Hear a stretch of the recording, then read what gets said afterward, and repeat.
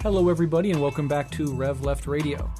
On today's episode, I have my friend Lauritz from Germany. He actually is based out of Dusseldorf, Germany. He's also the creator of a YouTube channel called Conscious Development, in which I stumbled across his YouTube channel randomly, and it's basically a channel in which he just in a very down-to-earth and open and honest way discusses his experiences and his insights on his own spiritual path, rooted, I think, mostly in Buddhism. And I love the channel. I reached out to him. I got him to come on the show, and we have this fascinating, wide-ranging discussion on spirituality, his own experiences with insight and awakening on the path, some of the obstacles of spirituality, and then at the end we talk, as always with this show, about politics and climate change, and tie in the spiritual element to those topics as well. So this is just a fascinating, really fun conversation that I think a lot of you will get a lot out of. And as always, if you like this conversation, you can check out Lauritz's YouTube channel, Conscious Development, which I'll link to in the show notes. And as always as well, if you like what we do here at RevLift Radio, you can join us and support us on patreon.com/RevLeft Radio. And in exchange for a monthly donation, you get access to bonus content.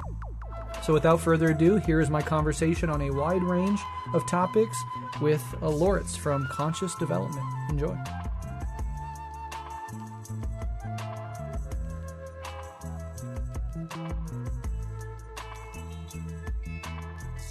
My name is Lauritz Marquardt, and I run the YouTube channel Conscious Development. And basically my background is that I started meditating about 9 years ago and had some pretty significant shifts in my perspective onto the world, and my work started basically from there, putting all of these insights into videos. And so, yeah, that's how you found my content and how we ended up here on the podcast. Yeah, absolutely. I'm excited to have you on. As I was saying before we recorded, I just sort of stumbled across your YouTube channel randomly one day and really liked it. I thought it was an interesting, very down-to-earth approach to the whole thing. No airs about you, and that was something that drew me in. And so I reached out, and it worked out. You mentioned that you started meditating about 9 or 10 years ago. Can you talk about sort of why you got into spirituality, what initiated that interest, and then sort of what tradition or traditions you operate in or influenced by? Yeah, that's a good start because it resembles, I think, how many people come to the spiritual path when they are from like Western countries. Before I discovered meditation, it was that I studied mechanical engineering, and so I was very much into physics and math and into this whole worldview where you think that there's the fundamental reality out there and you perceive a physical universe. And during my studies, I don't remember exactly why, but I ended up consuming magic mushrooms. And that basically completely showed me that this whole model of reality could not possibly be true. And yeah, that's how my path started onto discovering spiritual teachings and especially practices like meditation and mindfulness. Now, in your videos, you don't overemphasize a certain tradition. And for a while I was like, I'm not exactly sure. I know he's into meditation and Buddhism probably. Do you have specific traditions, or are you just sort of like take what you find useful from the broader spiritual milieu? Yeah, more the second. So I take from many different traditions, but most of my experiences are well represented in Buddhism and to some degree also in Vedantic teachings. And so, yeah, that's what I found in not from the beginning when I stumbled upon the teachings first and the insights resulted from that, but it was more so looking for an explanation for what was happening in my experience. And so I went into this whole endeavor very much without any idea, because also my family, my parents, they are not spiritual in any sense. They are not religious even. And so I had no idea of this whole spiritual concept. And that's also probably why in my videos, it's not like a very clear undertone of one specific tradition. Yeah, it's really interesting. There's some interesting similarities between you and I and how we got into, and I think it's broadly true that a lot of people stumble into spirituality through a psychedelic experience. Mm-hmm. I've talked about it on this show many times, but I had a very intense experience on mushrooms when I was 16, sort of very naive. Me and my friend each got, 3.5 grams, and he backed out at the last minute, so I took his and mine for a total of 7 grams. And I was 16, and I hadn't even, drinking alcohol really at that point. And I had this incredible experience of subject-object collapse, which at that point I didn't even have the words to describe. But I laid down and looked into the night sky and felt as if the stars were raining into me, and there was literally no distance between me and the stars. And I just had this insane experience. And at 16, I really didn't know what to make of it. And it was only a couple years later when I was working at this catering business, just hauling kegs around town for parties and stuff. One of my coworkers handed me a bunch of Alan Watts CDs. And as you know, I was 18, 19 years old, and started listening to that, and then I was like, oh, this actually resonates with that experience I had a few years earlier, and that sort of snowballed into a much more in-depth exploration of specifically Buddhism, but Taoism, Hinduism, mysticism more broadly are certainly all influences. Did you have any like teachers or specific influences that were really important for you as you started getting into it? Anybody stand out to you? Yeah, that's so interesting that your story so closely resembles my own. Because for me, it was also Alan Watts. Wow. That was the first person that introduced me to these Eastern ideas. Because, he basically translated many of those Buddhist ideas into our Western understanding. And so, I find that many people, when they first get in touch with this quote unquote spiritual material, that Alan Watts is a great first step for them, because it's really easy for us to understand. And so, he also had a great influence on how I perceived the Buddhist ideas or the Eastern ideas to be very much matching what I experienced. And so, I had a similar entry to this as you had.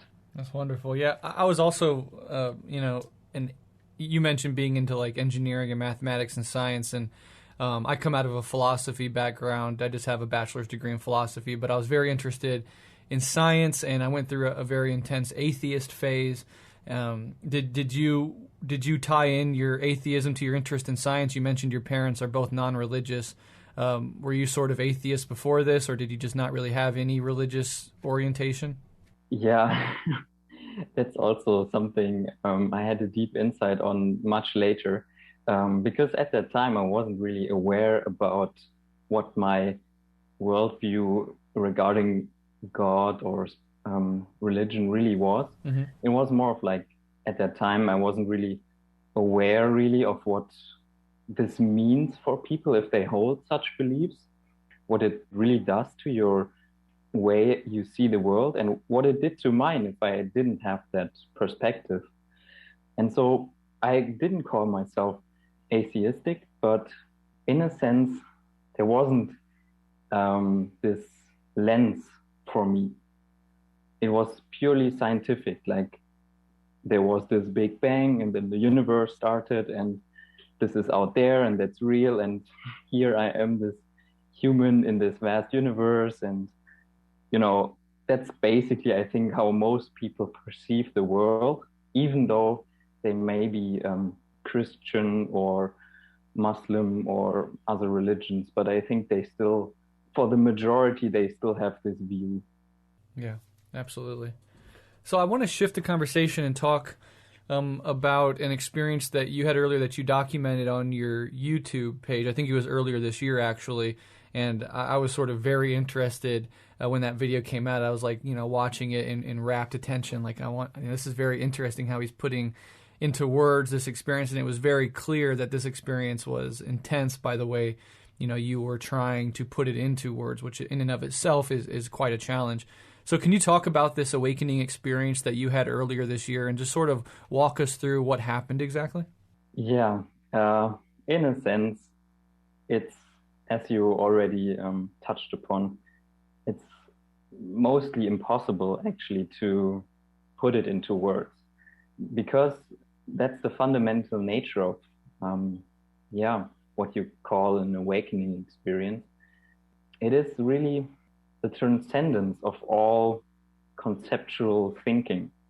And so whenever you hear now something that I say about this experience, it's important to recognize that it's happening on a different level, because I have to use concepts, I have to use words, language, and use these concepts that are already present within our understanding to basically point to something that is not contained within conceptual understanding. But all of that just as a introduction or as a background for what I'm going to say about this experience, that means they are only half truths. So you can pick up something from that, but it's not the experience in and of itself. Yeah, and so this experience never really stopped since then. It's still informing like every moment of experience that I'm having, but the intensity has vanished a little bit. And so in that experience, and I try to capture it in video format, as you mentioned, it's a feeling of melting into that which is happening from moment to moment. And yeah, it's difficult to describe, but it's the very real sense that everything that's perceived is part of your body, you could say. Or that every perspective, every thing that you see is just an expression of who you are. And that it's not separate from what you usually think you are, but that is an illusion, and that's why it has dissolved. So it's an dissolving of illusory understandings of the world. And that all ties up into what awakening actually means. But awakening is also something that can happen in different steps. So there's not this one awakening, and that's also where it gets confusing, because people talk differently about it, and you never know if the other person has had the same experience as what you call awakening, because it's always, you can wake up to a greater truth. There's also like this final awakening, but basically every awakening is a shedding of illusory beliefs. And really the final awakening comes when we stop believing in anything and we see only what's true. And that's also why spirituality is such a long process usually, because we have many layers of these beliefs. And that's also why I, for example, still meditate after this awakening, because I still see in myself many beliefs that I still have to work through and let go, and maybe even discover more beliefs that I'm not actually aware of right now. Yeah, that's basically how I would put this experience into words. And one maybe very significant part of this experience was also that there was no inner monologue anymore. That's what's different from that experience to my experience right now, for example, because this kind of then restarted. My thoughts came back, and try to make sense of the experience. But in the moment, there was like no conceptualization of what was experienced. Yeah, very interesting. So you frame it as layers of belief. Another way to put it, and correct me if I'm wrong, is sort of layers of identification with certain views, opinions, etc. And you mentioned this idea of melting into the whole, the loss of a sense of separateness, and we talk about it as a sort of the separate sense of self that, you know, people walk around the world feeling as if they are ultimately located somewhere up in their head, behind their eyes, between their ears, looking out at a world that is fundamentally separate from them. And that is the ultimate illusion that is seen through in moments of awakening or insight. And in fact, when you start analyzing your thoughts in meditation practice, you realize that there's not a thinker that is thinking the thoughts, but rather the thinker is created through the veil of constant inner thinking. It's a product of thought, not the author of them.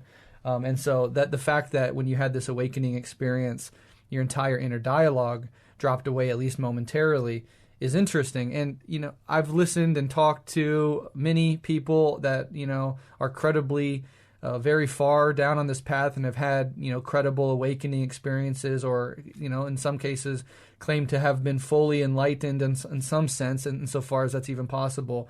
And they all say that it's a continuing process. And I think that's one of the big misunderstandings about enlightenment or awakening or spirituality, is that you do these practices and then all of a sudden, boom, you know, some huge revelation goes off and you are forever changed into some sort of, you know, guru type person or whatever. And that's just not the case in almost all instances. It is this, you know, moment of insight, and then this attempt by the ego to reappropriate that experience, but with less of its tools that it had before.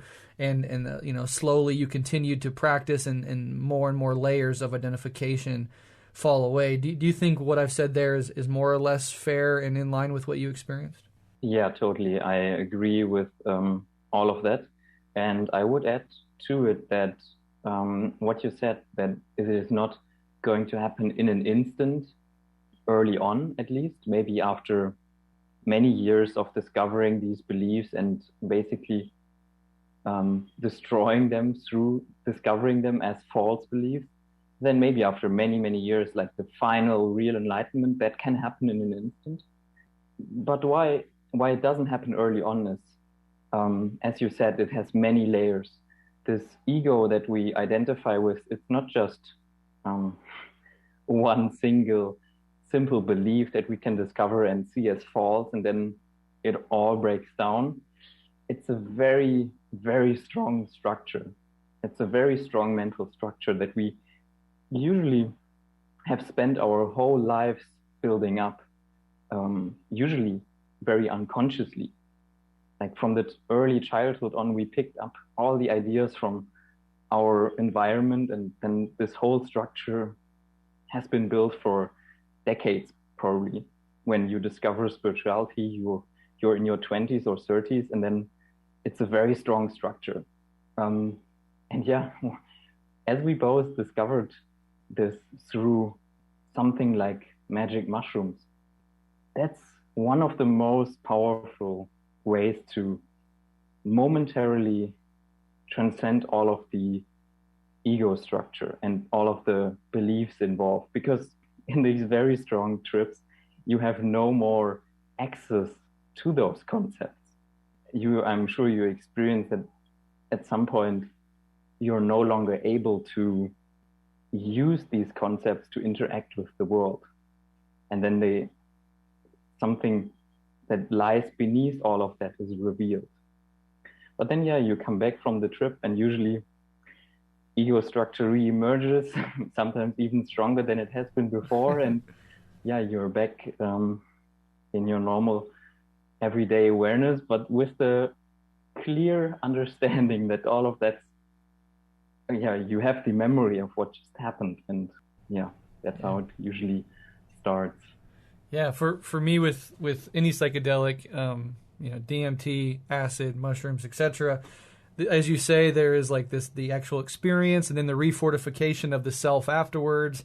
But, I have found in my most intense and worthwhile trips that even though the ego completely and utterly reforms after the trip has passed, it's loosened the bolts on the ego a little bit. You've sort of, at least momentarily, seen the absurdity of the ego. At multiple times when I've been, on a psychedelic trip, I have laughed. I started like by myself, just laughing out loud at the absurdity of how insecure and trembling and desperate that the ego is. And so even when you come out of it and it refortifies itself, there's still this sense of like, you just take it a little less seriously.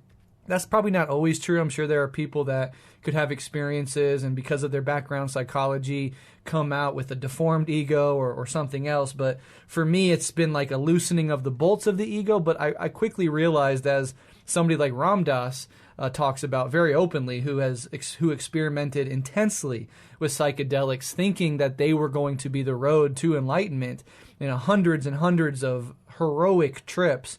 And he eventually came to the realization that this gives me a peek into what could be, a peek into an element of consciousness and reality, but in and of itself, these are not going to give me anything like a permanent reorientation of my perception of reality and myself. And there's, with any high, there's always the coming back down, and then that spurred him on to this, grand spiritual adventure where he went to the India and trained under teachers and gurus and spent a lot of time in meditation, etc. And I think that's what psychedelics do. They can't offer you the full thing that spirituality, a dedicated long-term spiritual practice, can, but they provide a glimpse to you, and then that can open up the entire spiritual realm. And I think the reason psychedelics are so often that impetus for people is precisely because it kicks open the door just a little bit, and then when that door closes, you realize that there is a door to be opened, and that spirituality is probably the more,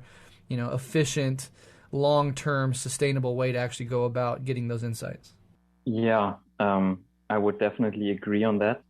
But maybe add a twist on what you said. Sure.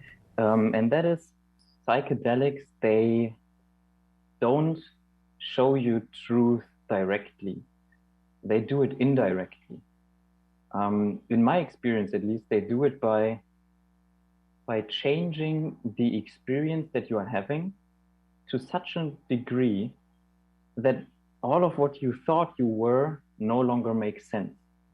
But for me, they also lacked the clarity and directness of true knowing that, for example, a clear-minded awakening experience in a sober state has.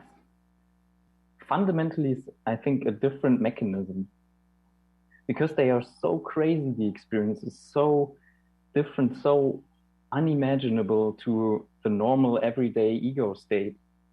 That's why you realize how much of what you thought and believed isn't true.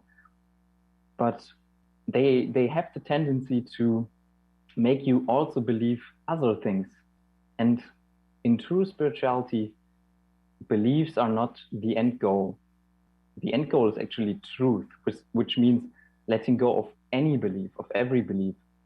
And while psychedelics may help, they also have the danger of being a trap in the long run. Absolutely. Yeah, I completely agree with that as well.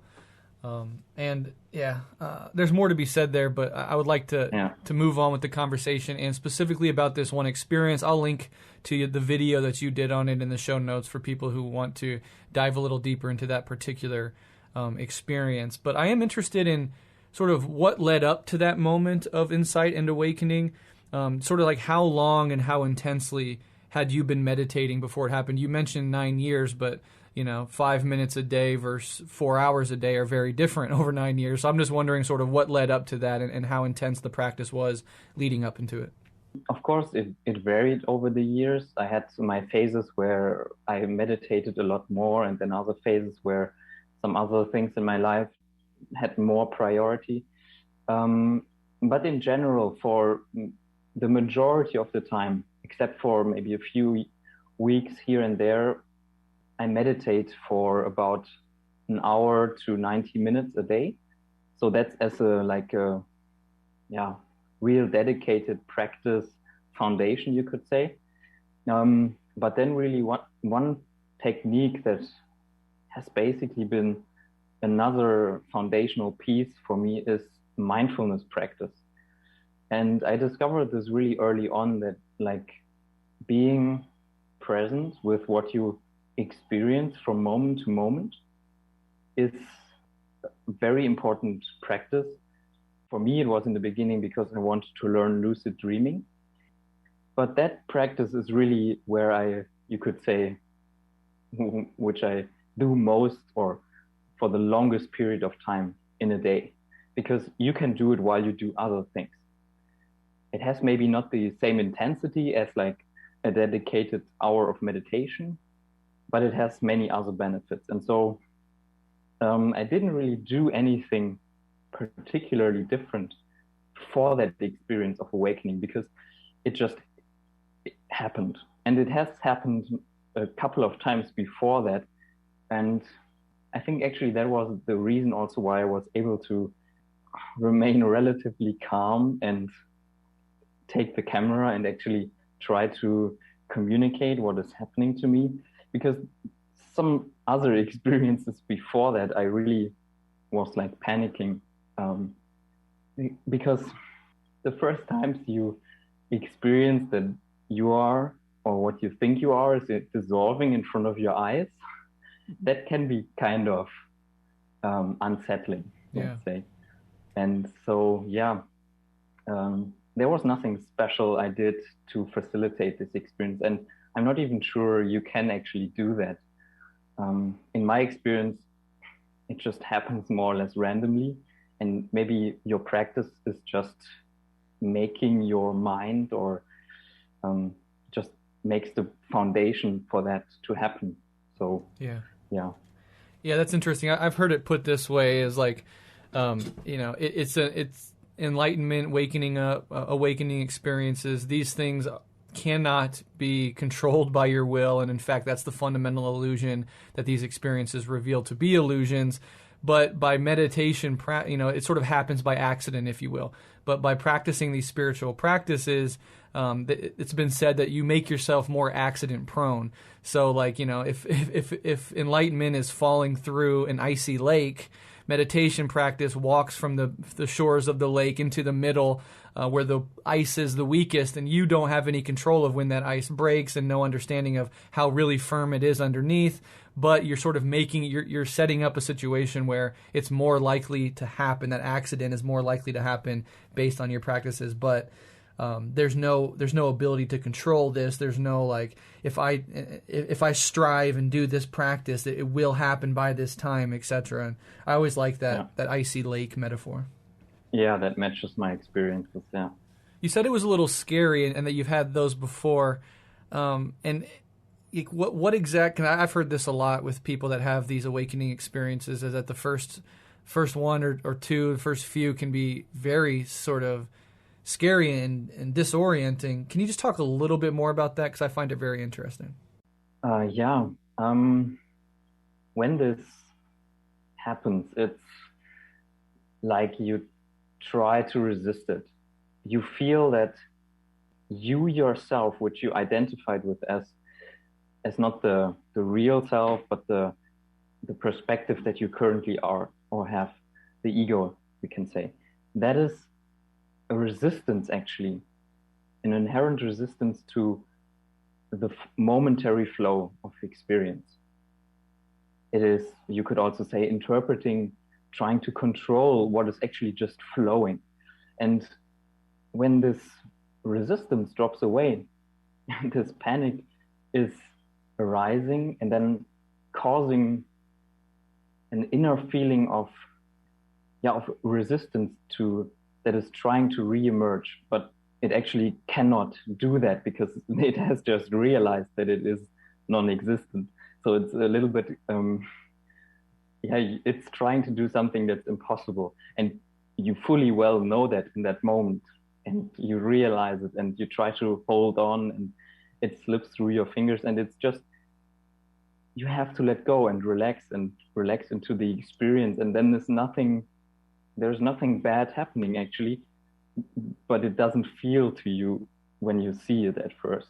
And then after this moment of the sort of the attempt to, like, kind of think of it as like you're in this, rapacious river current and you're trying to grab onto the water to stand still, but it's a futile thing and you can't actually be efficacious in your attempt anyway. Yeah. But then if by letting go, and you sort of see this in psychedelic trips as well, like if it gets bumpy, just float downstream, let go, don't try to control your experience, etc. And that can be interesting practice maybe for a moment like this. But when you do let go, and that panic sort of subsides, what's on the other side of that? What is the experience once the panic has sort of washed away?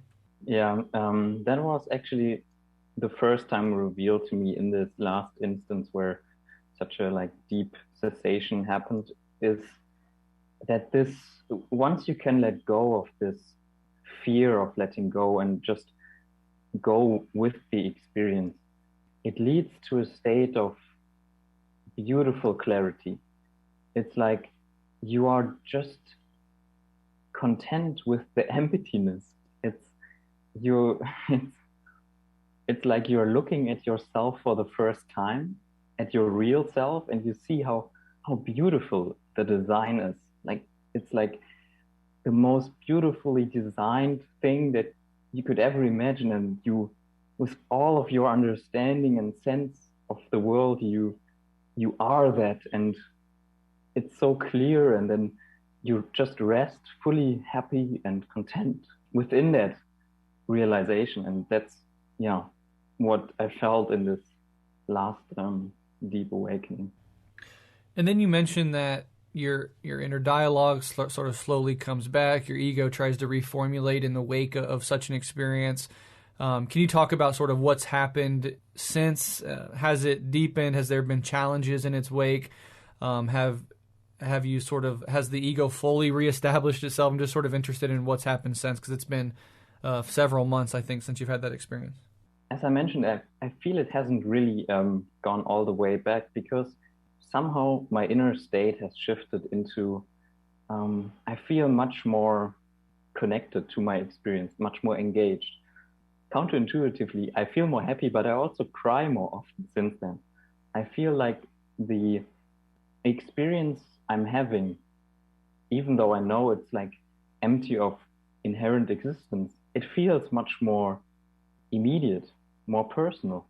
And my practice has also have gained a newfound motivation to do it, to explore different techniques or different styles of meditation and see how I can really implement more of what I experience there into my day-to-day mode of existing. And so while the inner dialogue has returned, still something has remained. And I think some beliefs have that I hold or have been holding unconsciously have somehow dissolved from this larger ego structure that I see the world through. Yeah, and that whole idea is in line with this multiple layers of sort of working through these layers. And so, maybe the just to be sort of crude about it, the top 3 layers have fallen off, but you still have, an indefinite amount to go, whatever number that may be. And so you're sort of making progress in that sense. Some things have been fully uprooted, but there's still more work to do. And that's in line with everything I've heard from accomplished Buddhist practitioners. I did want to say about the tear thing, because that's something that really resonates with me. And I think it was, I can't remember if it was Ajahn Chah, Jack Kornfield's teacher. He always says this thing where if you haven't wept, then you haven't started meditation in earnest. And while I don't know if I've experienced the radical openings that you're describing here, certainly on a smaller scale, I've had these little shifts and these moments of insight. And I've found that when I started meditating all the way up until to today, the tears, the sort of the weeping comes out at sort of unexpected times. And it's not a sad thing. For me, it's often, and maybe you have a little different experience of this, but for me, it's often rooted in compassion for others. I've been practicing for about 10 years, and this sense that a suffering of another person, even a complete and total stranger, even just somebody I hear on the radio or see on TV halfway across the world who is, crying because a bomb, destroyed, killed their child, or they're in the wake of a natural disaster and they lost a family member. I can no longer cut myself off psychologically from that suffering, and it brings out this sort of ocean of tears within me, and this deep sense of connection with that person, and this deep sense of wanting to alleviate the suffering of all beings. And so I think that's interesting. When your tears sort of come, is it related to compassion, or is it related to the immediacy and attention and intensity of your moment-to-moment experience? How would you frame that? It's similar to what you described. It's more of a deeper sense of beauty with the experience, even though the content itself may be tragic.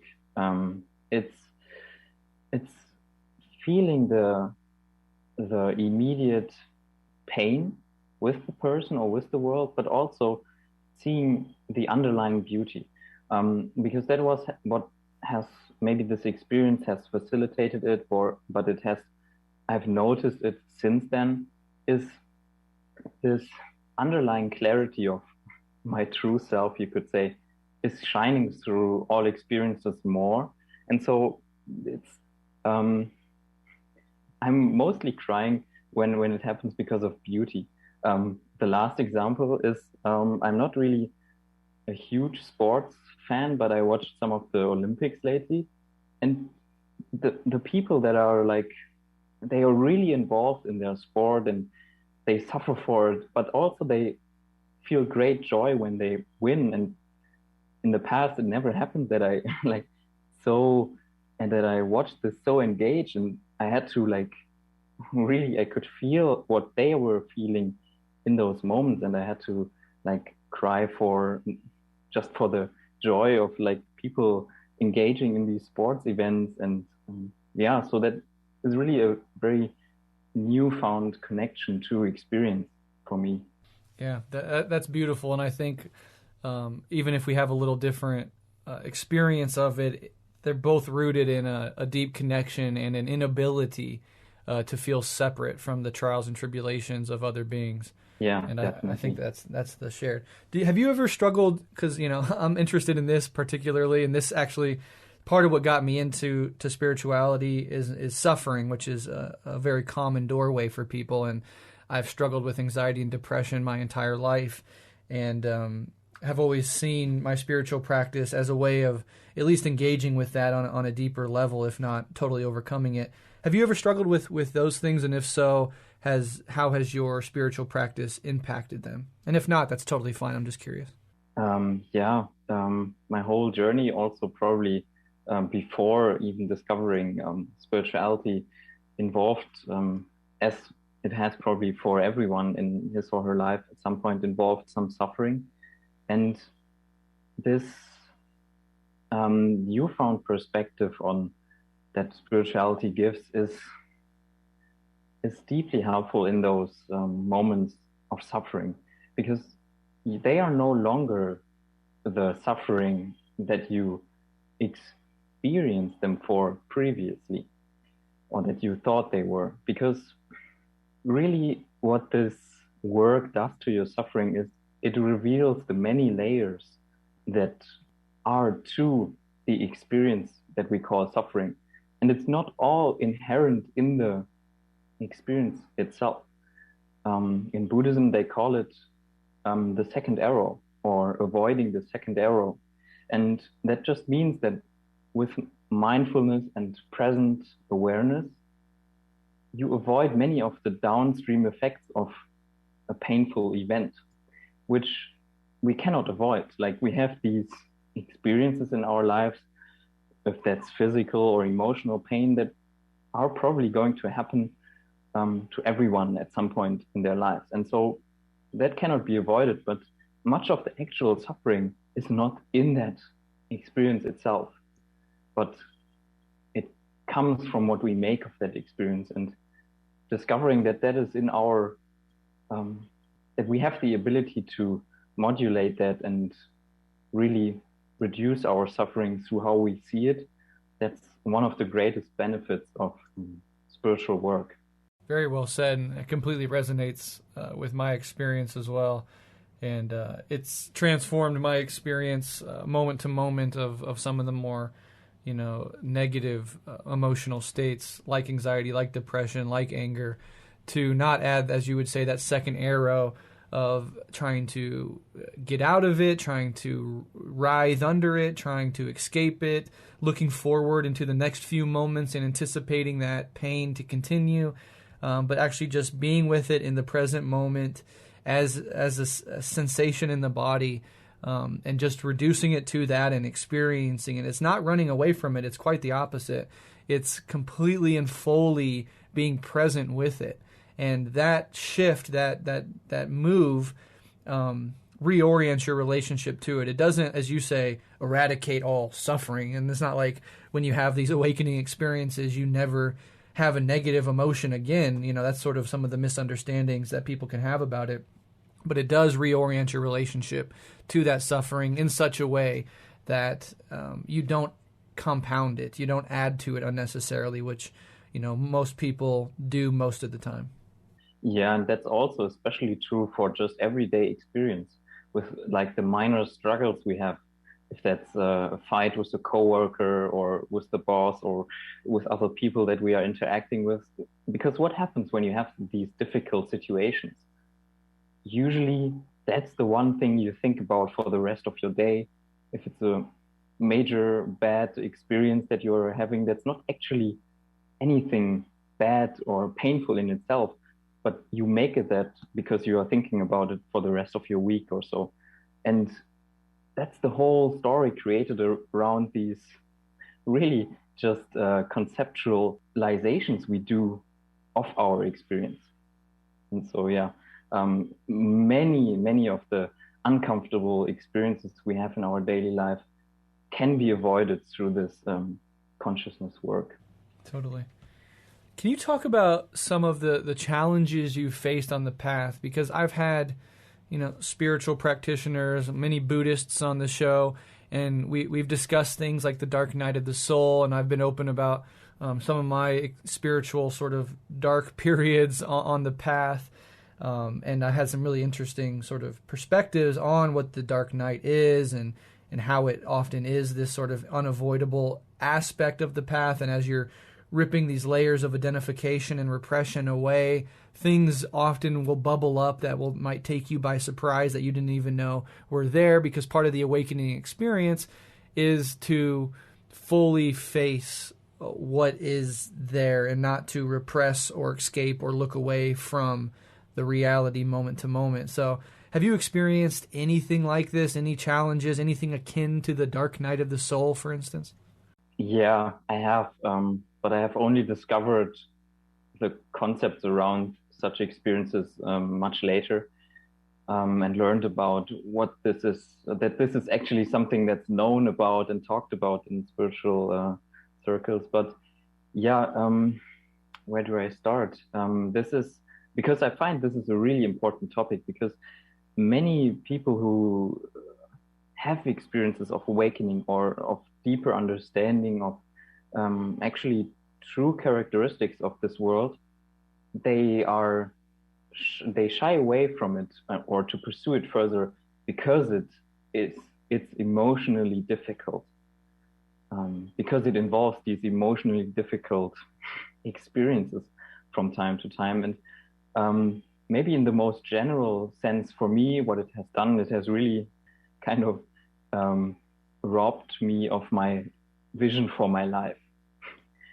Because yeah, when you get out of school and you start to study, and then I studied mechanical engineering and was completely into this whole materialistic worldview where like your house and your car and wife and kids and this will make you happy. Like this was my understanding. My whole life was like kind of directed towards like I had this vision of one day I will be driving this nice BMW electric car, and you have all this idea about your life, and then you have this insight into truth. Yeah. And it's like, okay, all of that's kind of going out of the window. Yeah. It's like not worth pursuing anymore, and that can be very unsettling. And for me, it was. I'm no longer struggling with it, but I definitely struggled with it for a couple of years because you feel kind of lost. Maybe you have also experienced this, that what seemed meaningful before is no longer worth pursuing, no longer worth putting your energy and effort into, because you see how illusory it is. But all of that said, usually when you are seriously on this path and you don't shy away from maybe even some more of these difficult experiences, in the long run, it will all be replaced by something more genuine, by something more true, or more closer to truth. And in my experience, it will make you happier. And so, yeah, it's definitely something that's happening to people, and that can be very unsettling. But to go into the details about what to do in such cases, I think that to really make that, to give it the attention the topic needs, I think would be too much for now.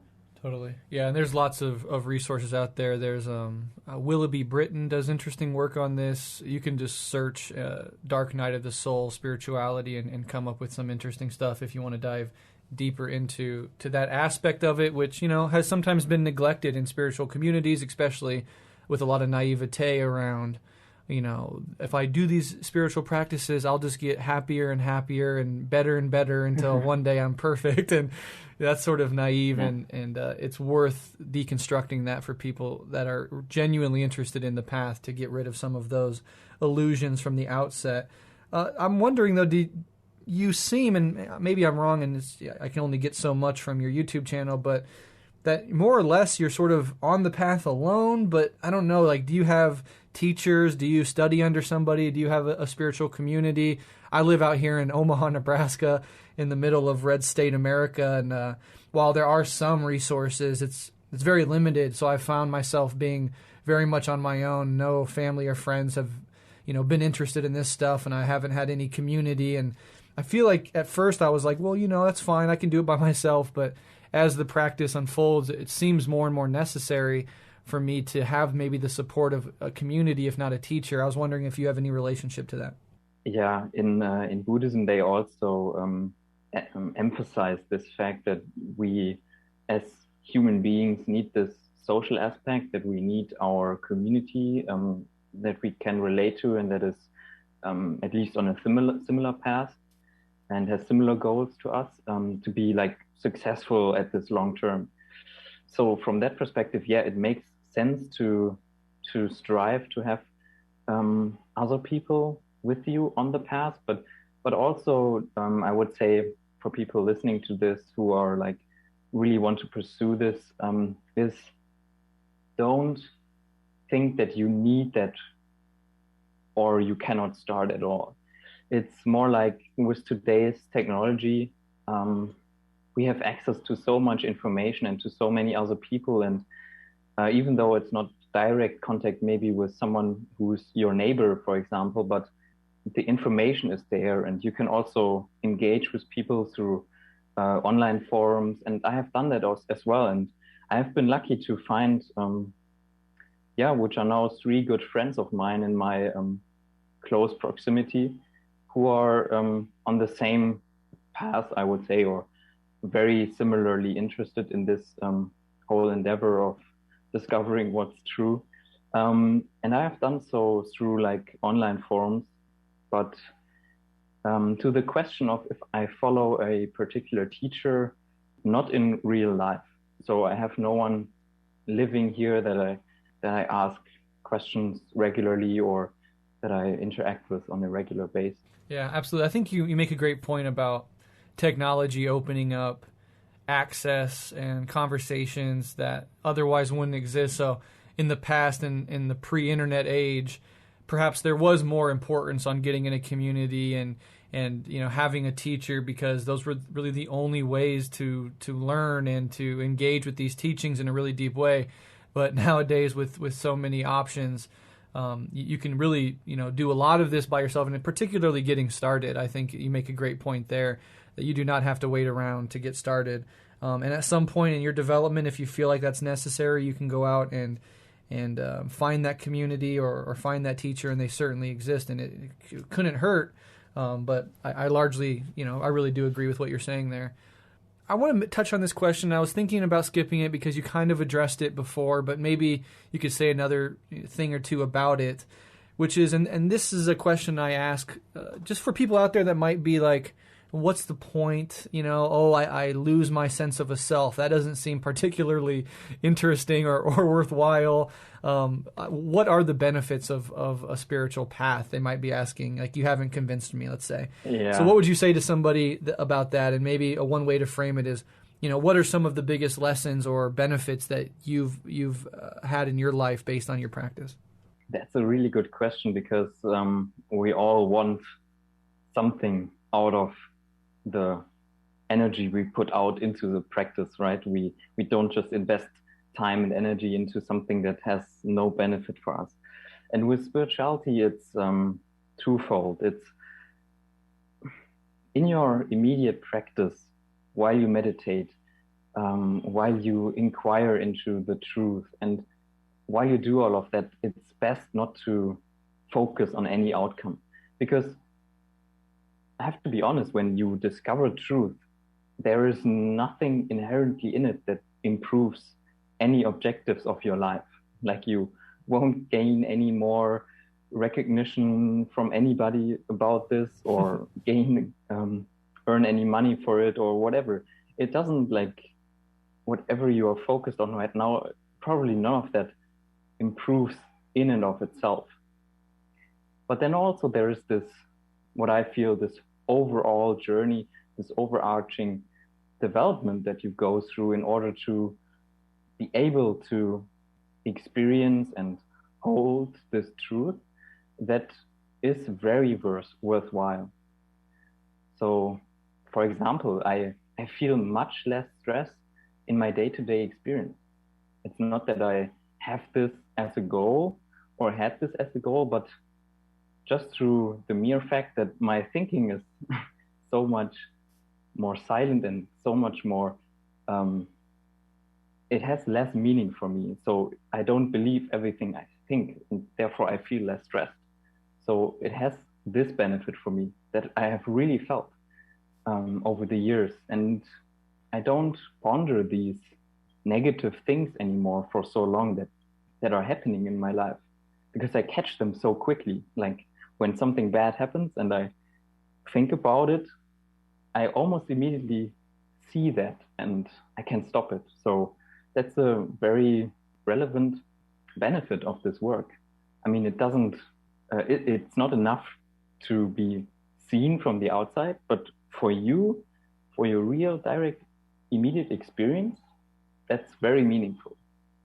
And so, yeah, that's my, you could say, current experience, or what I have so far gained from this work. But in and of itself, in the end point, the truth, there's nothing really in it. So whether you're enlightened or will ever get enlightened or not, I think the work has certain benefits for why it's worth doing. Yeah, absolutely. And maybe somebody would start their journey like wanting to be special, or, wanting to get recognized, or like, if I do this practice and I reach this thing, I could be like a holy person and people would like come to me for my wisdom and stuff. And that the very desire for that falls away, through these practices. The need for outside praise and recognition, the need to feel special, is precisely what is uprooted through these practices, which is an interesting aspect of it. And for me, I could say a lot of things to add to what you said, but I would say, like, if you're interested deeply in the truth of the matter, if you're interested in, like, I have this one life, I do not know what, if anything, comes after it, I find myself in this miraculous cosmic soup of atoms and quasars and stars and gravity. And I am genuinely interested in finding out, what is consciousness? What is being alive in the cosmos mean? Who am I really? This is a path of that sort of deep, profound search for truth. And then one of the other benefits on top of what you said is this increasing feeling of connection. And particularly in, these late stage capitalist societies. I mean, I'm sure Germany has plenty of this, but in the US, it's even ratcheted up of this hyper individualism, hyper atomization, hyper alienation. What people yearn for, even if they can't conceptualize it clearly in their head, is this desire to connect with yourself, with those around you, and with the natural world, with the cosmos in which you find yourself. There is this often subconscious desire to be unified with, the nature, if you will. Call it God, call it nature, call it the cosmos, whatever you want. And even if you can't articulate that to yourself and you don't even know that's what you want, there is that sense of needing to be connected. And certainly throughout the practice, it's deep into that connection for me, deep in my connection to myself, and to the people around me, and of course to the natural world and nature more broadly. And I think that would be added to what you said as well. Yeah, that's so true. I would even say that what you just mentioned is like a prerequisite for really starting the work. It's like you can have some of the stress reduction benefits or feeling more calm in your day-to-day life with just some 10-minute meditation every day without like going really deep. But if you are, as you said, interested in the truth for its own sake and for no other reason than because you want to know the truth of this existence, then that's real. That's the real reason to engage in it. And that's probably what is even necessary for you to make it long or far on this journey. Yeah, and something you just said there that made me think of something else is, I was into philosophy, still am obviously, and into science, and really in for long periods of time into, if I can come up with the right understanding of the world, if my ideas and worldview can be right, then maybe I can be happy. And there's a difference on this path where you don't need to subscribe to conceptual linguistic belief systems so much as you can experience directly and viscerally these truths. So they don't just join the rest of your ideas in your head of abstract concepts that you call truth, but actually it's a deeper truth that you can experience directly without the mediation of linguistic inner dialogue structures. Yeah. And that is a huge thing that's drawn me to the path as well. As I exhausted philosophical ideas and scientific worldviews as if they were going to bring me happy if I could just figure it out, I realized that was a never-ending game that you can play, but it never actually results in anything like contentment or inner peace. And these spiritual practices uniquely offer that. Yeah, definitely, totally. I would say there is belief, and in belief there is no end. You can create a million different stories about this world and whatever you want to believe in and debate about, but that never changes what is true. And so there's everything else and there's truth. And yeah, you can leave everything else aside and go directly for the truth. Absolutely. All right, so I have a couple more questions, and here I want to, this is a political podcast after all, so I like to touch on politics even when we are discussing mostly non-political issues. And there's often a divide I've talked about on the show many times in spiritual communities between like individual realization and social, political, collective activism. The latter is sometimes seen with suspicion by spiritual communities. On the political side, spiritual pursuits are often seen as self-indulgent and individualist retreats from public and political responsibility. part of the reason why I touch on these topics is because I want to bring these things together and show that they're actually simultaneous processes. The inner work of transforming your relationship to your own reality moment by moment, and the external work of transforming our political, social, and economic systems and institutions actually go hand in hand. And they're both sort of weakened a little bit if the other is completely neglected. So I guess I would ask just like, what are your politics generally, if you don't mind me asking? And how has your spiritual practice, if at all, informed or shaped your political views or commitments? Yeah, that's such a great topic. I mean, if we are talking about separating beliefs, so what we don't know from what we actually know, then this is very relevant for politics. And as our understanding of the world is based on something we can never know, basically going back all the way to the model of there is this physical universe out there, which we cannot know, that falls under the category we can never know that, but that's the whole worldview our society runs on. And so the politics that's arising from that is shaped by that understanding of the world.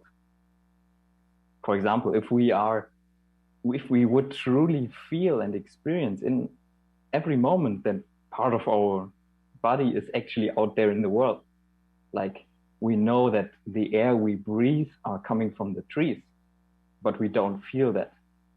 We have told ourselves the story that we are only this body, but actually we are this whole system, where you could say part of our lungs is out there in the trees. And so if we would actually shift our perspective to feel so connected to the world, I think that would also hugely change our political landscape. That just as like a basic viewpoint from which I come and look at the political discussions. And from that, yeah, we here in Germany, as you also are aware of, we have all Western countries the problem of at the moment having to decide whether we want to fight climate change or not. Mm-hmm.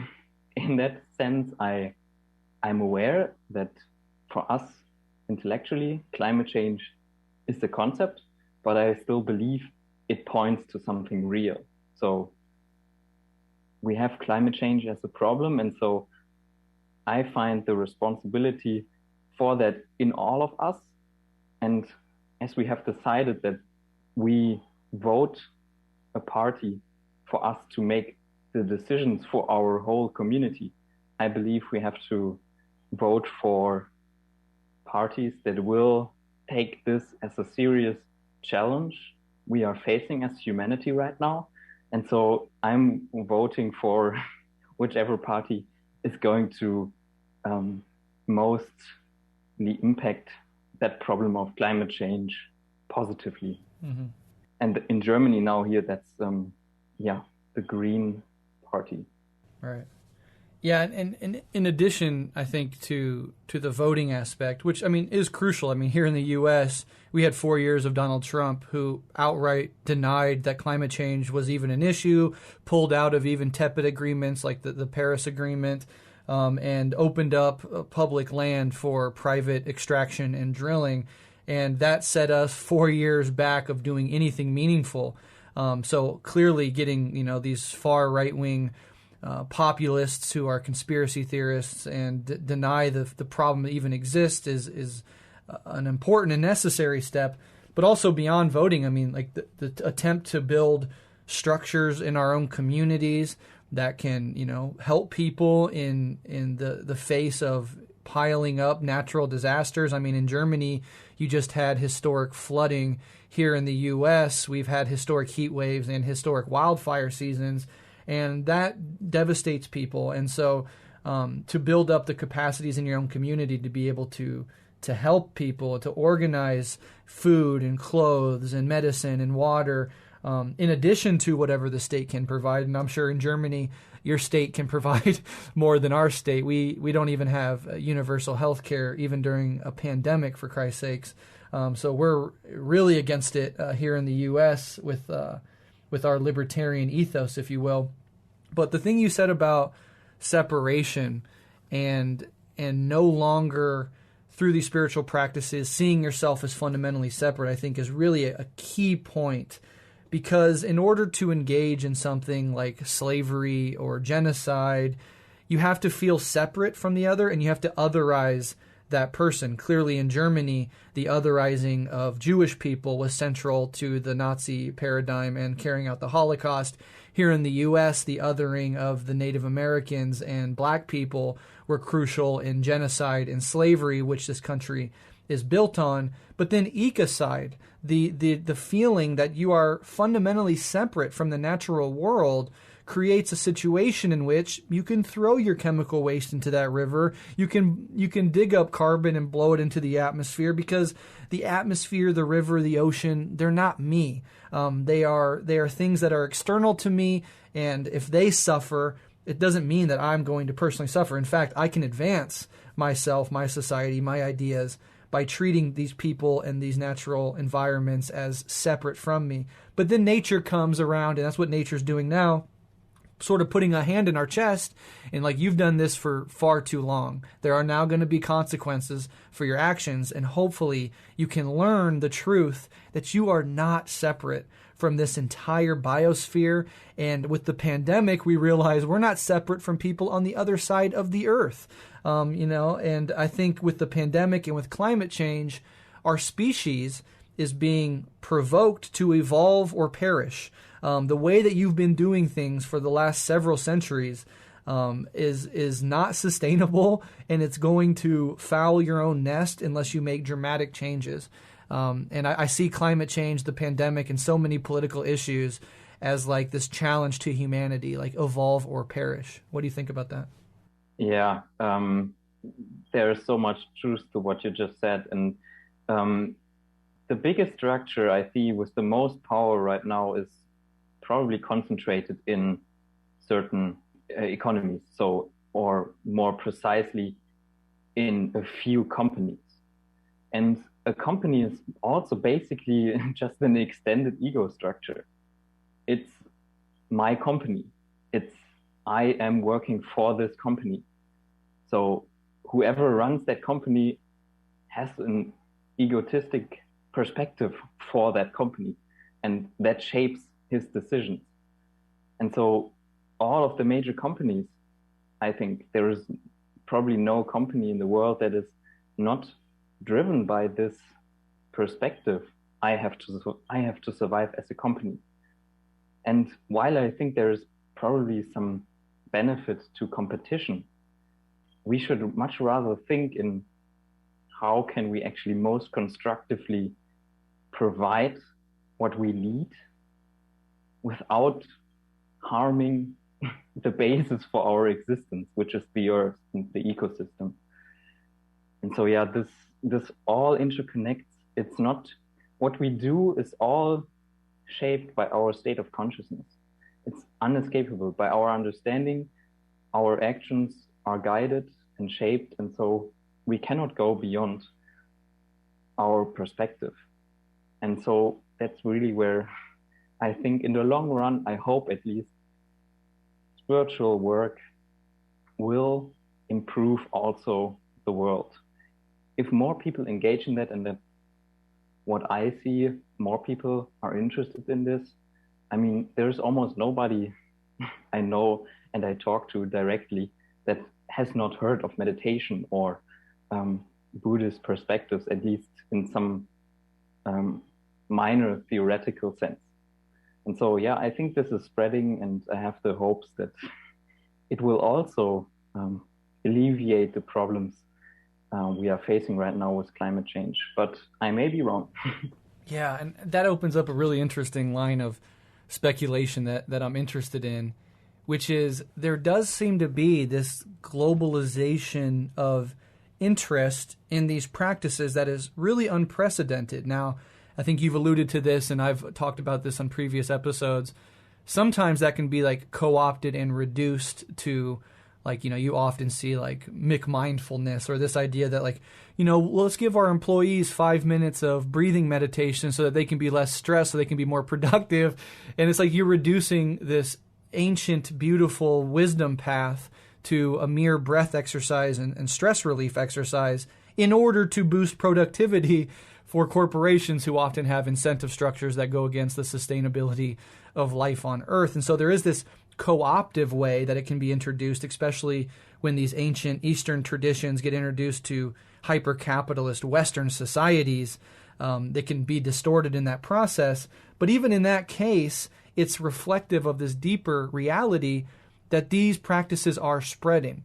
And with the climate crisis, with what we just talked about nature sort of putting the limits on our reckless behavior, and the fact that these practices seem to be gaining a foothold all across the world, it's sort of tempting, at least, to think about us as entering this transitionary period where we are literally being asked to evolve to the next level of conscious life in the cosmos. And that means reorienting our social, political, and economic systems to be more sustainable and equitable. But it also means transforming the way that we experience our own existence and transforming the way that we experience our lives embedded in a natural context, in the natural world. And there are moments through these practices and through my engagement with the climate crisis where even brief, fleeting moments where the sense of self sort of, if not drops away, fully sort of fades into the background. And I feel viscerally myself to be the earth acting in defense of itself through the spreading of awareness, through the spiritual practices, through organizing politically to put pressure on political systems to act on the climate crisis, etc. It's almost like these things are all happening at once. And while you can look at the road ahead of us and see a very dark dystopian world on the horizon, there's also the very real chance that what we're entering is not the end of humanity, but rather a profound, if not the most profound, transitionary phase that humanity has ever faced. And meaningfully tackling the climate crisis is going to require us setting aside some of the paradigms and ways of being in the world that we've done for the last several hundred years. It means looking to indigenous cultures who have lived in balance and harmony with the natural world for millennia. It means also, perhaps, the engaging of practices which weaken or dismantle the ego, which is this sense of a separate self. And all of these things together are pushing us towards, hopefully, maybe, the next level of consciousness in the universe. Like humanity is needing to level up. That's highly speculative, and I know that there's no hard scientific proof to say that's what's happening, but sometimes I feel that way. I'm just sort of, what are your thoughts on any of that? Yeah, we can, as you said, only speculate about that, but I also feel that they have to go hand in hand. If we are going to reduce our consumption of resources and reduce our production of CO2 that we emit into the atmosphere on a very real experiential level for us as humans, that will mean that we will have to rely less on external experience to make us happy. And that brings us back to the fundamental confusion we have. We have externalized our sense of happiness. We say we can only be happy with these circumstances. And I want to fly around the world once a year for my beautiful vacation, and I want to drive this huge car, and I want to have all of these luxuries because they make me happy. And we cannot deny people happiness. So if we want to be successful at this, what we have to do and what we will have to discover is that happiness is our own inner ability, and that we have only projected this ability outwards onto objects of our experience. But really the power to have these positive states, which is what we are really interested in, that lies within ourselves. And so we have to make the shift, or otherwise I don't really see how we can, in the short amount of time that's required to shift this around, to make the changes necessary in order to avoid probably very nasty outcomes in our environment. And also, as you mentioned, these insights into being connected with the world. We have seen an upsurge in that, I think, in the 60s with the psychedelic revolution, even though that was like not sustainable the way it was done back then. This is probably one of the quickest ways you can at least nudge people to have the insight that they are the whole and not just the part.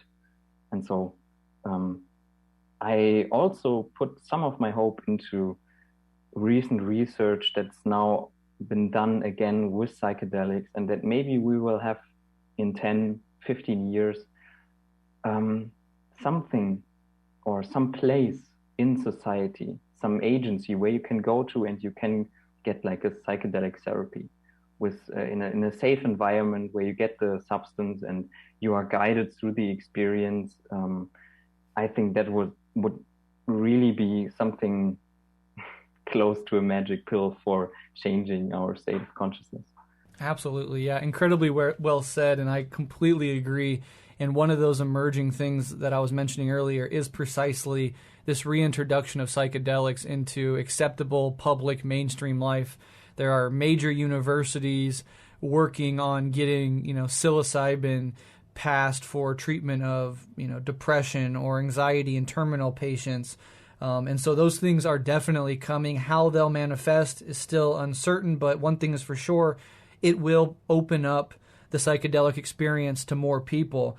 And if we take seriously the idea that psychedelics, as was the case in both you and mine's sort of spiritual journey, is this doorway into some of these realizations and putting many people on the spiritual path as it seems to do, that reemergence of mainstream acceptance of psychedelics certainly is another promising strand.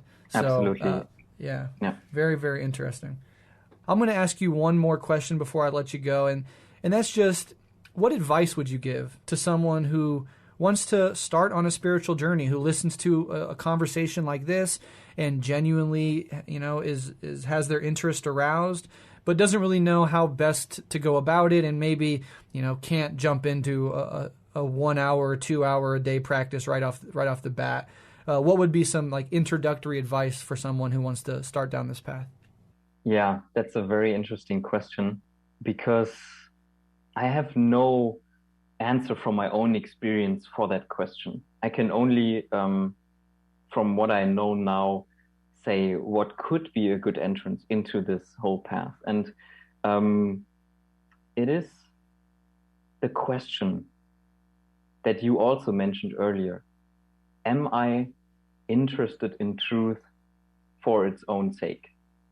That is one of the fundamental questions we have to answer, I think, for us in order to be on the spiritual path, not just for some minor benefit that we will then drop the whole path for because it gets uncomfortable at times.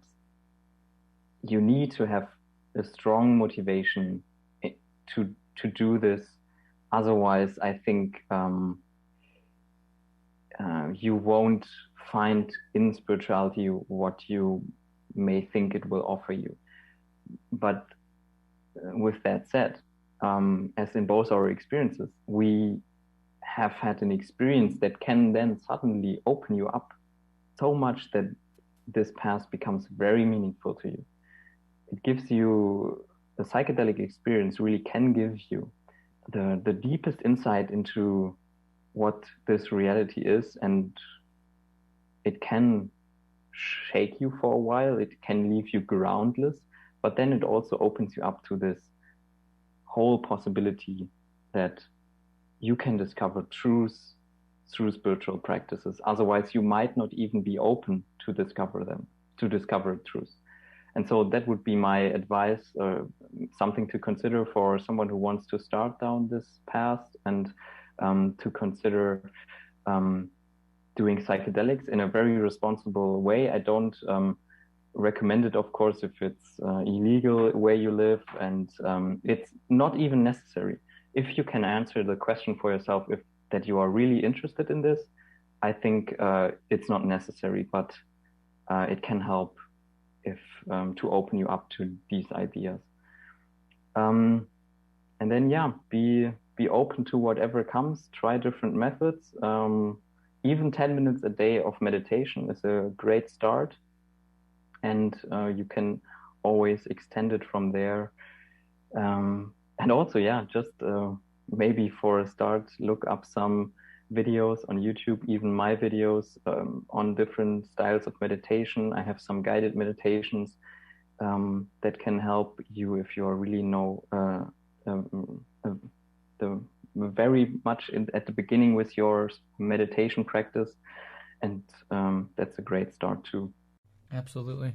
Yeah, I echo all of those sentiments, and really approaching the entire thing with a sense of, open curiosity and a willingness to investigate, and not treating it as like another chore, like I have to do the dishes and then I have to exercise and I have to get my 10 minutes in, because if you start making it another sort of burden that you have to do every day to cross off your list, it can sort of strip it of some of its meaning. And another thing is, don't sit down and expect to have some mind-blowing experience. If you're going to sit down with meditation, it is not to get any particular state of mind or any experience out of that meditation, but it is simply to sit and to become increasingly aware of what is happening moment to moment, sensations in the body, thoughts in the head, feeling tones in the heart, etc. And that sense of curiosity and investigation, and not this is a chore or I want to get something specifically out of this, that whole orientation I think can help a lot, specifically when you're getting started. Yeah, that's probably one of the single greatest advice for a beginner.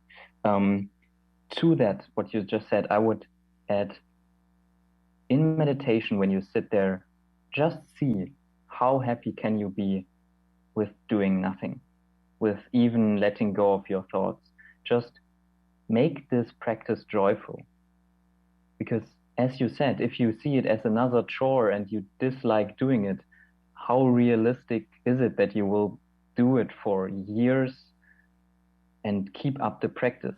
That's unlikely. So from the very beginning, try to make it a beautiful experience. Try to look for the joy, and you will find your true self. That's what I believe. Beautiful. All right. Well, thank you again for coming on the show. It's been an amazing conversation. Can you please let listeners know where they can find you and your work online before we let you go? Yeah, thank you very much. I really enjoyed the conversation as well. Thank you for inviting me. I would also, if we can do it again in the future, really appreciate that. They can find me on my website that's called lauritzm.com. There is also the link to my YouTube channel, or you could just go to YouTube directly and search for Conscious Development. That's the name of my channel. And that's the two platforms people can connect with me. Perfect. And I will link to both of those in the show notes, as well as that video we mentioned earlier where you talk about your awakening experience for those that are interested in that. But yeah, you have my email. I have yours. I would love to do this again sometime. Thank you so much for coming on the show. Yeah, great. Thank you as well.